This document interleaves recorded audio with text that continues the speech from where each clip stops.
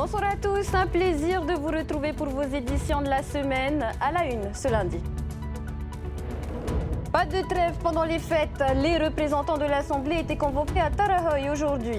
À l'étude, des textes pour aider les sinistrés de Mayotte et plus près de nous, du Vanuatu, mais aussi un geste pour les retraités. Une séance qui sera commentée en plateau par le président du Tapura Huiratira. Nous reviendrons également ensemble sur les mouvements sociaux qui ont marqué cette année.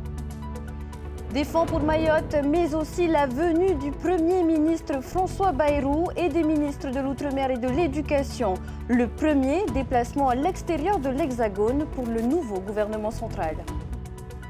Et pour finir l'année en beauté, les forces de l'ordre veillent au grain pour ne pas alourdir le bilan routier. Nos journalistes les accompagnent ce soir sur différents points de contrôle. Nous retrouverons sur l'un d'eux Sophie Guébel et son invité.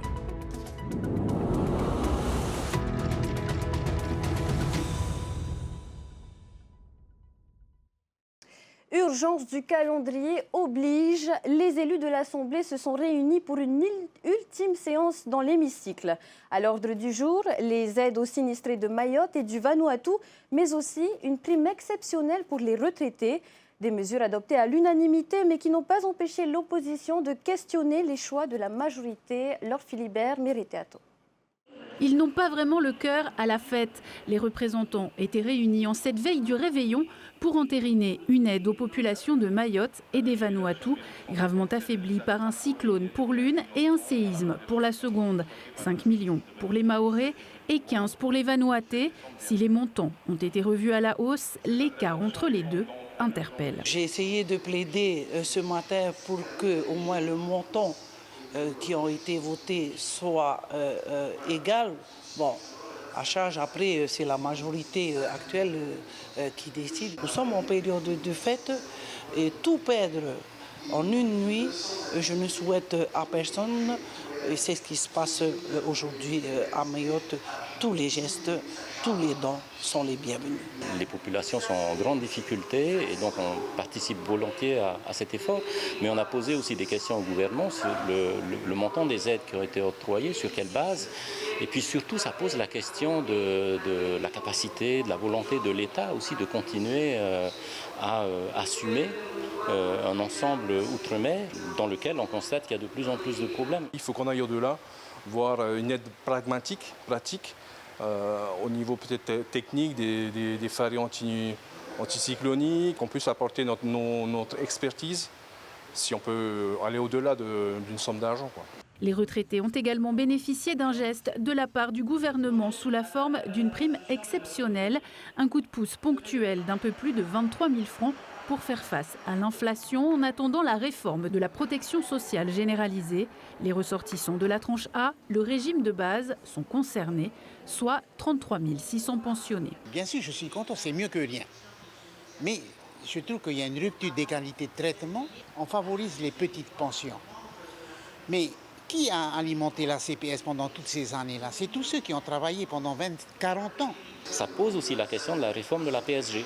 On l'a vu avec la contribution exceptionnelle qui est prorogée pour une 5e année consécutive alors qu'elle ne devait pas durer plus de 4 ans. On voit que la réforme peine à aboutir sur la table de l'Assemblée. On a hâte que ça se fasse et qu'on puisse avancer sur ce sujet-là au niveau de la maladie, au niveau des retraites. La réforme de la PSG, sans aucun doute, l'un des gros chantiers sur lequel devront encore plancher les autorités en 2025, notamment sur la question des prestations de santé. On enchaîne avec notre invité ce soir, le président du Tapura Huiratira, Edouard Fritsch. Bonsoir. Bonsoir Athéna et bonsoir à nos téléspectateurs. Et merci de me recevoir pour les dernières minutes de l'année 2024. Presque les dernières. Entre catastrophes lointaines et enjeux locaux, la solidarité polynésienne était en débat à l'Assemblée ce lundi. Comment évaluez-vous la répartition des budgets votés déjà concernant les aides à Mayotte et au Vanuatu? Bon, Lana Tetuanu, il a dit, on n'a pas très bien compris cette clé de répartition. On nous dit que c'est parce que Vanuatu est un membre du forum, donc très proche de nous dans le Pacifique, et que Mayotte est à l'autre bout du monde. Bon. Mais l'expérience de Mayotte doit nous enseigner des choses. Mayotte, c'est les cyclones de cette époque. C'est-à-dire que la dévastation, oui, tout a été dévasté à New York, à Mayotte, et je suis assez triste parce que effectivement aujourd'hui c'est eux, mais demain ça peut nous arriver à nous. Donc nous pensons qu'il aurait fallu que nous aidions un peu plus, peut-être pas avec de l'argent nécessairement, mais avec l'expérience que nous avons sur les forêts MTR, puisque vous avez bien vu qu'il faut tout refaire à Mayotte. On aurait pu être beaucoup plus percutant en proposant effectivement notre expérience en matière de reconstruction. À l'échelle locale, concernant la prime exceptionnelle pour les retraités, vous paraît-elle équitable dans son application? Non, parce qu'on confond tout. Je crois qu'effectivement, les retraités, depuis un certain temps, demandent une révision, demandent une augmentation de leur retraite. Aujourd'hui, des explications que nous avons eues en séance, effectivement, les retraités sont mis avec les cas sociaux que sont nos vieux. Hein, c'est l'allocation vieillesse qui est offerte à nos personnes âgées. Et pour essayer de satisfaire tout le monde, on a distribué 23 000 francs. De manière ponctuelle. De manière ponctuelle, bien sûr. Et alors que les retraités, ce sont des personnes, comme l'a dit Émile Vernier, qui ont cotisé, c'est-à-dire qu'ils ont effectivement mis de côté de l'argent pour pouvoir survivre par la suite à la retraite. La CPS a proposé une augmentation de 2% au mois de mai dernier. C'est la raison pour laquelle nous ne comprenons pas la décision qui a été faite aujourd'hui. La CPS a fait une proposition constante dans le temps et non pas un truc comme aujourd'hui, un one-shot qui va faire que le lendemain du mandat de 23 500 francs, le retraité va se retrouver avec son ancienne retraite au même niveau que celui qu'il avait avant. On n'aura pas résolu le problème tant que les prix n'auront pas baissé. Autre sujet du jour, le maintien de la cotisation exceptionnelle pour l'équilibre de l'assurance maladie du régime des salariés, une cotisation payée par les employeurs. Vous craignez que l'exception devienne la règle? Bien sûr, puisque cette mesure avait été prise pour 4 ans, en accord avec les acteurs économiques du pays, les salariés et le patronat. Et aujourd'hui, donc, on vient prolonger. Mais comme on l'a dit en séance, attention, cette mesure qui va effectivement nous aider à sauver le régime santé est en train de déséquilibrer les autres régimes. Savez-vous que pour l'année prochaine, on attend un déficit de près de 600 millions, ou un peu plus, pour tout ce qui est allocation familiale, vieillesse, allocation familiale et handicapé. Et idem pour ce qui est accident du travail, des régimes qui ont toujours été positifs. Donc, le fait que l'on prenne des mesures transitoires vont déséquilibrer les autres régimes. L'urgence est donc une fois encore à la fameuse réforme de la PSG. On y reviendra dans un instant. Avant cela, il donne les grandes lignes de l'année à venir, le budget 2025.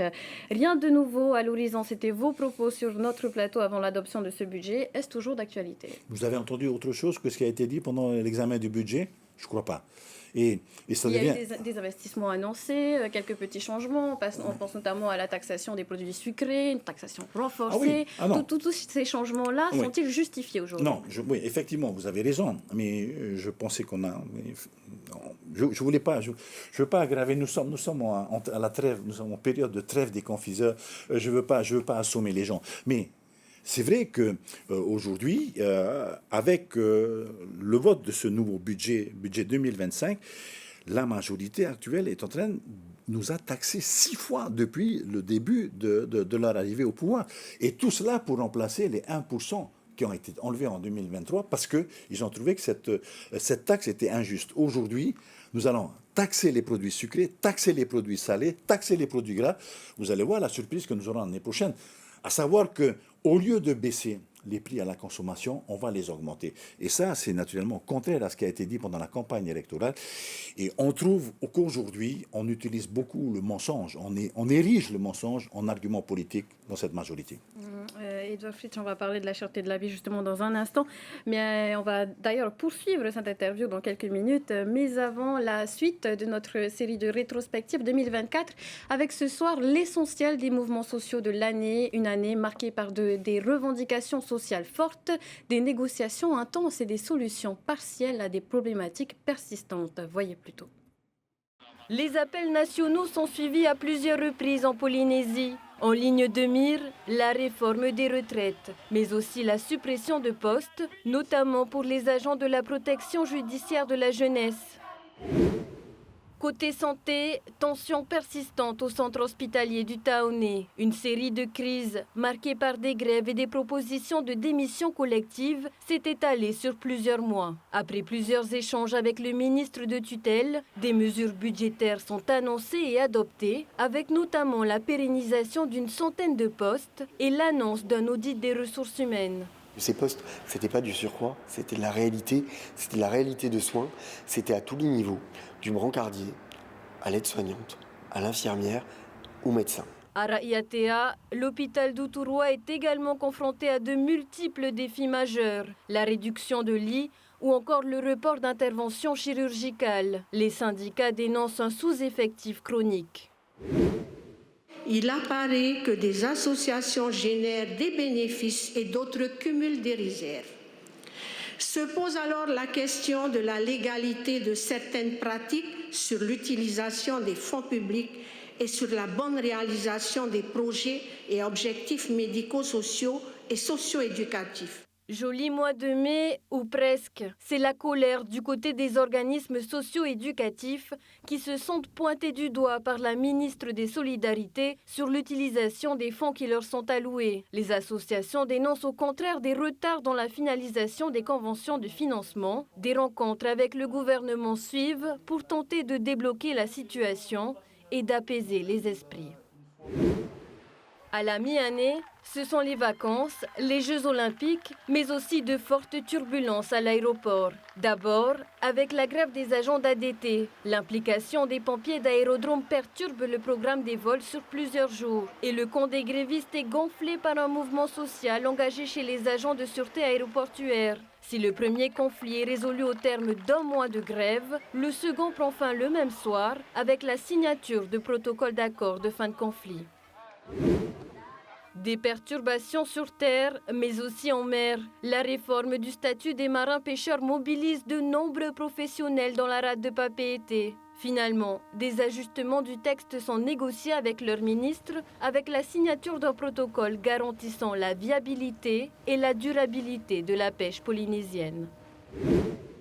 Délivrance des cartes grises et examen à la conduite à l'arrêt. Les agents de la direction des transports terrestres réclament une revalorisation de leur point d'indice et des indemnités pour sujétion spéciale. Après 5 jours de mobilisation, un compromis est trouvé avec les ministres des Transports et du Travail. Enfin, c'est une grève tombée à pic sur le calendrier. Celle des pompiers des aéroports gérés par l'aviation civile, initiée par la FRAP, qui présente 18 points de revendication. Conséquence, des annulations et des reports de vols, des touristes et des résidents bloqués et un impact financier conséquent pour les professionnels du tourisme. Au terme de plusieurs jours de discussion, dont certaines programmées mais boudées, un protocole de fin de conflit est signé avec un fort engagement, la revalorisation des salaires des agents de catégorie D. Je pense qu'il n'y aura aucun problème. Le président s'est engagé. Financièrement, c'est entre 10 000 et 20 000 francs de plus, en tout cas pour le premier indice. Et tout le travail avec les organisations syndicales va se faire sur l'évolution de cette grille de rémunération. Une trêve entre les grévistes de la FRAP et le pays qui risque d'être de courte durée. La Fédération des syndicats de la fonction publique estime que le gouvernement ne tient pas ses engagements et menace de repartir en grève. Edouard Fritsch, le coût de la vie augmente, le pouvoir d'achat des travailleurs polynésiens diminue. Actuellement, ce sont les fonctionnaires territoriaux avec la FRAP qui se mobilisent pour augmenter les bas revenus. Le pays a-t-il les moyens ? Nous sommes dans une période favorable. 51 milliards en caisse. Donc, nous sommes dans une période où, effectivement, on pourrait décaisser pour essayer de sortir certains produits de la taxation auxquels ils sont soumis aujourd'hui. Nous avons suffisamment d'argent pour essayer d'aider un peu plus certains, effectivement, travailleurs de la classe sociale la plus basse de ce pays. Et on fait exactement le contraire. On charge la mule. Parce qu'il faut se rappeler que nous sommes à la 6e taxe nouvelle qui est créée aujourd'hui par ce gouvernement. On observe quoi en fin de compte ? Tant que ce coût de la vie ne va pas baisser, les employés, les salariés vont se faire les échos des populations qui aujourd'hui souffrent beaucoup. Qu'est-ce qu'ils demandent en fin de compte ? lorsqu'on demande d'augmenter son salaire, c'est parce qu'on trouve effectivement qu'aujourd'hui, on n'a pas les moyens suffisants pour nourrir sa famille. Pour le salarié, pour le père de famille, c'est dramatique. Donc, on descend dans la rue pour essayer de se faire entendre. Et il faut, je vais finir là-dessus, je crois qu'il faut aussi constater qu'il y a une vraie rupture de confiance entre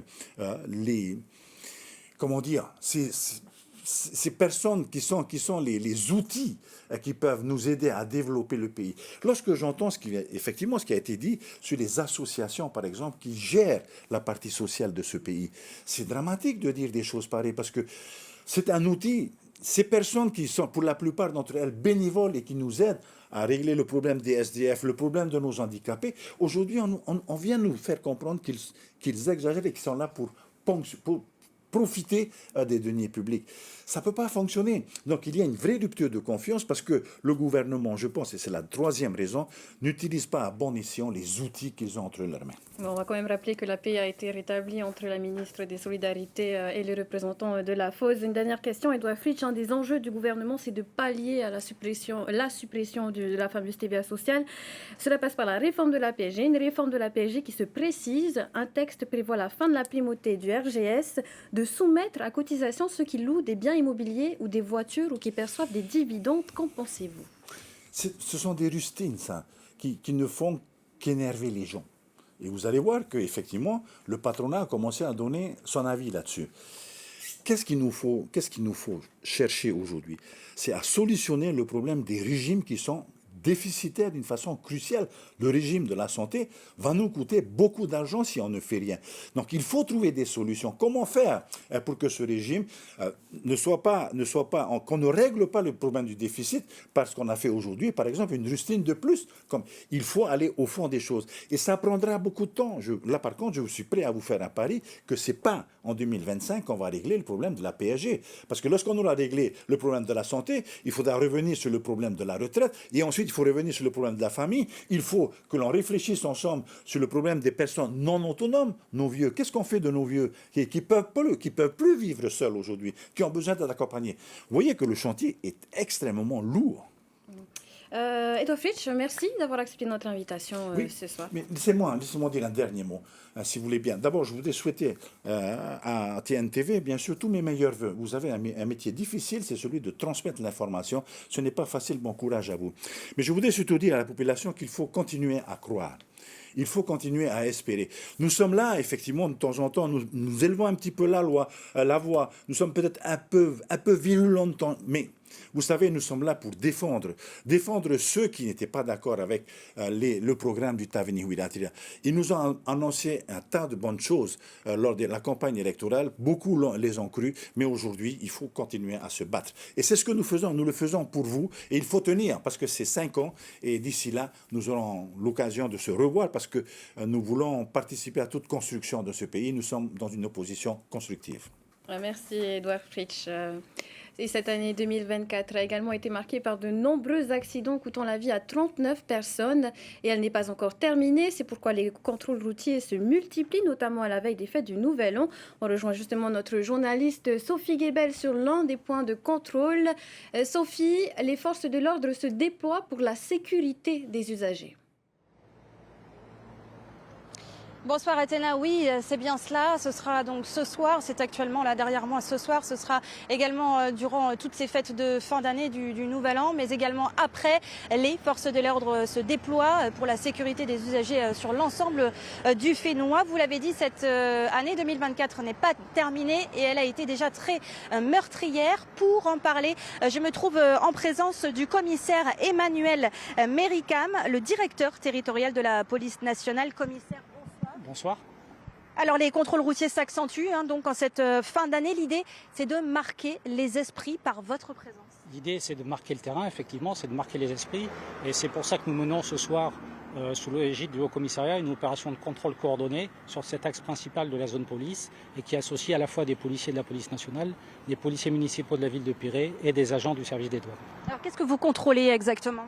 Alors là, l'objectif est principalement de contrôler donc, les automobilistes et les usagers de deux roues en la recherche de comportements à risque et de conduites addictives, notamment les conduites sous stupéfiants, la capacité à conduire les véhicules, donc être titulaire du permis de conduire, et aussi le contrôle d'alcoolémie.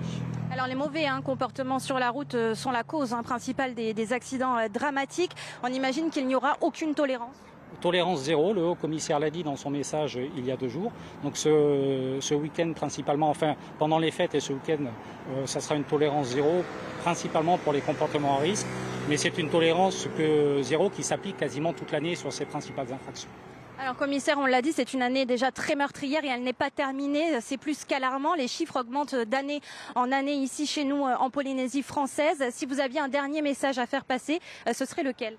Vous l'avez dit, ce bilan alarmant justifie notre capacité à agir. Et le message que se passerait en fin d'année, ça serait passer de bonnes fêtes mais sans excès. Et si vous avez bu, ne prenez pas le volant. Le message est passé. Merci beaucoup, commissaire, d'avoir été donc en direct avec nous ce soir sur Tahiti Nui Télévision. Athéna, c'est donc ce que l'on pouvait dire ce soir sur ces contrôles routiers. À tous nos téléspectateurs, donc, passez de très très joyeuses fêtes. Et vous l'avez compris, sans excès et avec beaucoup de prudence sur les routes. Merci Sophie Guébel, merci également à Heimanu Manutei derrière la caméra. On s'éloigne à présent à 16 jours du cyclone Chido. François Bayrou s'est rendu à Mayotte avec son ministre des Outre-mer, Manuel Valls, et Elisabeth Borne, en charge de l'éducation.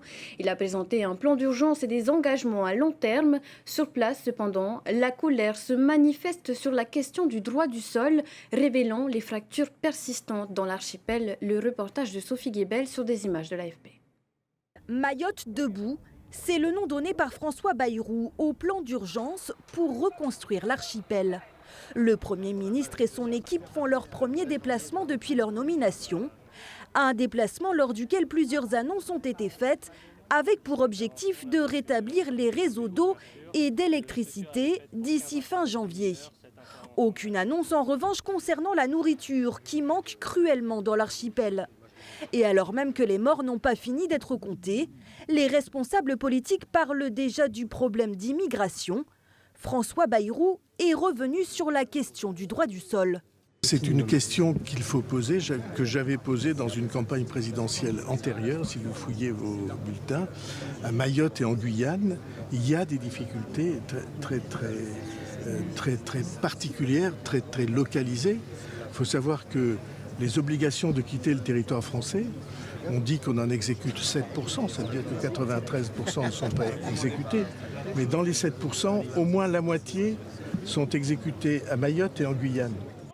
Une déclaration qui a mis en colère ce collectif de citoyens mahorais dénonçant une obsession migratoire alors que l'archipel est en pleine crise. Ça n'est pas le moment de venir nous dire, de parler du droit de sol alors qu'il y a des gens qui n'ont pas à manger, il y a des gens qui n'ont pas à boire, il y a des gens qui vivent dans la rue, qui ont perdu leurs biens. Et là, en nous méprisant, on vient nous dire, ben oui, non mais le droit de sol, vous l'avez bien demandé, est-ce que vous pensez vraiment que c'est le moment? Il y a des corps qui traînent encore dans les bidonvilles qu'on n'a pas encore ramassés. Les groupes, les équipes cynophiles, ils sont où pour chercher ces corps? On ne les voit pas. Donc on laisse mourir les gens et après on vient leur dire, vous avez de la chance d'être en France. Si la question migratoire est un vrai sujet pour Mayotte, pour l'heure, les habitants réclament de quoi survivre. Dans l'archipel, François Bayrou annonce également la fin des bidonvilles. Mais comment faire alors qu'un tiers des habitants occupaient ces logements de fortune avant le cyclone? Une question qui sera évoquée lors de la présentation du plan d'urgence en Conseil des ministres le 3 janvier prochain. Et continuez votre soirée sur TNTV avec vos programmes locaux suivis des vœux des personnalités politiques et religieuses pour la nouvelle année. Enchaînez avec la série Master Crime et un nouveau numéro d'enquête exclusive. Agréable soirée à tous, prudence sur la route, à demain. Retrouvez ce journal en replay sur notre site internet et notre application mobile TNTV.